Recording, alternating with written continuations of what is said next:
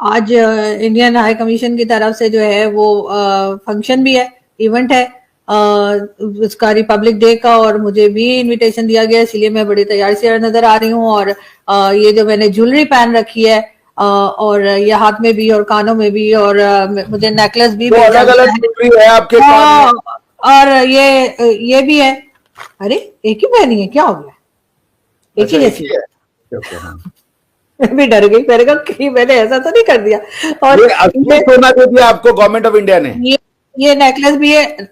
अरे नहीं नहीं, असली नहीं है, लेकिन ये असली से भी ज्यादा कीमती है मेरे लिए, इसलिए कि ये बिल्कुल इंडिया से ही लाया गया है और इंडियन हाई कमीशन ने दिया। और साड़ी भी है, तो वो साड़ी जो साड़ी भी पहन जाएंगी क्या? अरे हुआ ये कि इवेंट में भी जाना है कुछ 1-2 घंटे बाद, तो हुआ ये कि मैंने कहा कि साड़ी में फिर मुझसे चला फिरा नहीं जाता है, एक जगह बैठ तो इसलिए मैंने देखा कि वहां बहुत रश होगा, बहुत सारे लोग आए होंगे, बहुत सारे दोस्त आए होंगे, और फिर मैं पूरे हॉल में भागती रहती हूँ उधर से। भारत की एम्बेसी अगर आपको बुला रही है तो भाई वो तो एम्बेसी को पता है ना कि आप वो किसको बुला रहे हैं, हर किसी को तो नहीं बुला रहे हैं वो।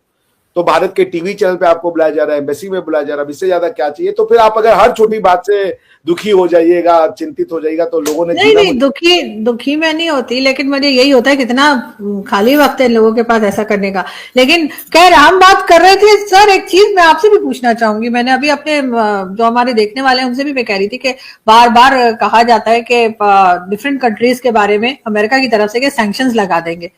कभी वो कहते हैं हम रशिया पे सैंक्शंस लगा देंगे, जो मैंने कहा रशिया पे लगाएंगे, उनका ऑयल है और कई चीजें जो रशिया बेचता है तो उसके ऊपर उनको असर पड़ सकता है।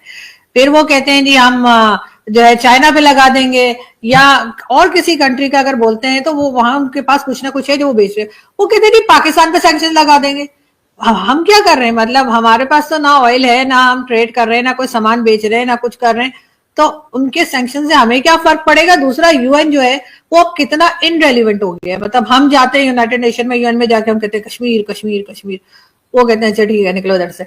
उसके बाद वो हमें कहते हैं कि जी ऑफिसाइड टेररिस्ट है यूएन वाले, तो हम उनको कहते हैं निकलो। पता हम भी उन्हें सीरियसली नहीं ले रहे। तो यूएन जो है उसकी क्या हैसियत रह गई है, क्या पोजीशन रह गई है, कितना पावरफुल रह गया है? तो हम भी नहीं सुन रहे यूनाइटेड नेशन को, वो हमें नहीं सुन रहा तो नहीं सुन रहा। देखिए मैं यूएन पे बात करने बैठूंगा तो लंबी हो जाएगी। मैं बहुत संक्षिप्त में बता देता हूँ यूएन क्या है। यूनाइटेड नेशन एक सक्सेसर बॉडी है लीग ऑफ नेशंस का।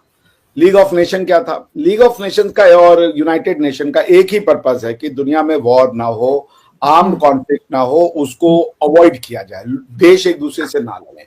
तो उसके लिए यूएन में एक व्यवस्था सोची गई थी जिसको कहते हैं CSS, collective security system. Collective security system में ये होता है आरजू जी कि आइडिया ये था कि सारे देशों से आर्मी खत्म कर दी जाएगी, यूनाइटेड नेशन के पास सिर्फ आर्मी होगी। और वो आर्टिकल 25 यदि आप यूएन चार्टर का पढ़ेंगी तो सिक्योरिटी काउंसिल को ये सोल रिस्पॉन्सिबिलिटी दी गई है कि वो सिक्योरिटी इंटरनेशनल जितने भी आर्म कॉन्फ्लिक्ट हैं, international peace, breach of peace and security को अगर कोई थ्रेट है तो सिक्योरिटी काउंसिल को रिस्पॉन्सिबिलिटी दी गई थी। आइडिया ये था कि सारे देश सिक्योरिटी काउंसिल को अपना अपना कुछ सेना का पार्ट दे देंगे और सिक्योरिटी काउंसिल के पास सिर्फ सेना रहेगी, यानी आर्मी रहेगी, और बाकी किसी के पास आर्म फोर्सेस नहीं रहेंगी। उसके बाद दूसरा यह है कि अगर आप आर्टिकल 25 के अलावा आर्टिकल 9 या 10 यूनाइटेड नेशन पे चार्टर पे डालेंगे तो आप देखती हैं कि जनरल असेंबली को यह पावर दिया गया है कि वो किसी भी मुद्दे को, इंक्लूडिंग पीस एंड सिक्योरिटी के मुद्दे को, वो जो है वो जनरल असेंबली में डिस्कस कर सकते हैं। मगर वो एक लेजिस्लेटिव बॉडी है, वो कोई एग्जीक्यूटिव पावर नहीं है उनके पास। इसलिए चैप्टर 7 जिसमें कि सिक्योरिटी काउंसिल के पावर एंड फंक्शन दिए गए हैं, जो कि आर्टिकल 37 से शुरू होता है, 51 तक लास्ट करता है, ये सारी मैकेनिज्म मुझे बता नहीं पाएगी। यूएन का पर्पस अगर आप ये कहिए कि युद्धों को टालना था तो यूएन ने वो काम किया है। जितनी तेजी से 100-150 साल में या उसके पहले युद्ध हो रहे थे, कभी क्रूसेड हो रहा है, कभी कहीं पे देश में आक्रमण कर दिया जा रहा है, उसको देखते हुए, और खासकर अगर आप 20वीं शताब्दी को देखें तो जितनी जानो माल की नुकसान हुआ था उसको बहुत हद तक कम कर दिया गया है। सारे देश अगर मतलब सारे देश जो है यूएन के आर्टिकल 2 क्लॉज 4 को या जो उनका प्रिंसिपल्स है आर्टिकल 2 से लेकर आर्टिकल 2 में 7 क्लॉजेज है, उनको सारे देश मानते हैं। लोग एक्सक्यूज दे रहे होते हैं कि नहीं मैंने ये किया क्योंकि मैं सेल्फ डिफेंस में एक्ट किया, बट नो वन सेज कि हम आर्टिकल 2 क्लॉज 4 यूएन चार्टर को नहीं मानते हैं। आर्टिकल 2 क्लॉज 4 यूएन चार्टर कहता है कि there shall be prohibition on the use of force in international relations against the territorial integrity and political independence of a member state. तो उसका मतलब ये कि रिफ्रेन करना है आपको यूज ऑफ फोर्स से। तो यूज ऑफ फोर्स नहीं करते अब आज की डेट में देश, आज के देश में यूज ऑफ फोर्स करके वो आपसे ये नहीं कहते कि मेरा मुझसे सामान खरीद लो, आज की डेट में वो यूज ऑफ फोर्स करके आपकी टेरिटरीज को नहीं हड़प लेते हैं। तो अगर इक्का दुक्का कहीं पे ऐसी चीजें हो रही हैं तो मैं उसको एक एबरेशन बताऊंगा। जैसे आपके यहाँ पे शरिया है, आपके यहाँ क्रिमिनल लॉ है, पर ऐसा तो नहीं है ना कि चीजें क्राइम होना बंद हो गया, लोग मिलावट नहीं कर रहे हैं, रेप नहीं कर रहे हैं, हत्या नहीं कर रहे हैं, या ये नहीं कर हो रहा है, ये सब चीजें लॉ तो है ना। तो उस तरीके से यूएन चार्टर एक सिग्निफिकेंट बॉडी है, यूएन चार्टर के प्रिंसिपल की इंटरनेशनल रिकॉग्निशन है। Security council has perhaps become defunct, but security council को छोड़ दें अगर, क्योंकि वो आर्टिकल 27 में जो वीटो सिस्टम है उसकी वजह से जो P5 के पास है, अदरवाइज जनरल असेंबली, इकोसॉक, ICJ, they have done pretty well job, उन लोगों ने अच्छा काम किया है। और इस तरीके से आप देखें तो मैं यूनाइटेड नेशन को कोई रिलेवेंट बॉडी नहीं मानता।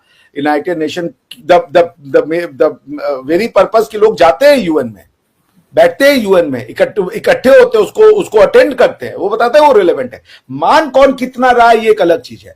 और यूनाइटेड नेशन, जैसे मैंने कहा कि अगर आप सिर्फ ये पर्पस दे जो उनके प्रिंसिपल में दिया हुआ है आर्टिकल 1 में कि भाई सिर्फ यूज ऑफ फोर्स को कितने वॉर रुकवा दिए यूएन ने, उसमें भी यूएन काफी हद तक सफल हुआ है। तो मेरे हिसाब से यूएन एक बहुत रिलेवेंट बॉडी है और ये इसको ग्रो करने में समय लगेगा। ये जो आर्टिकल 2 क्लॉज 4 में आपको जो लॉ दिखता है, ये कोई एक दो दिन में नहीं बना, ये हजारों वर्षों में यूरोप को समझ में आया, 1000 साल लग गए तब उनको ये समझ में आया कि use of force international relations में इररिलेवेंट है। मैं एक बात और कहना चाहता हूं इसके अलावा, अब आप, मैं यूएन चार्टर पे कभी आपको और लेक्चर दे दूंगा, because I know UN charter like the back of my hand.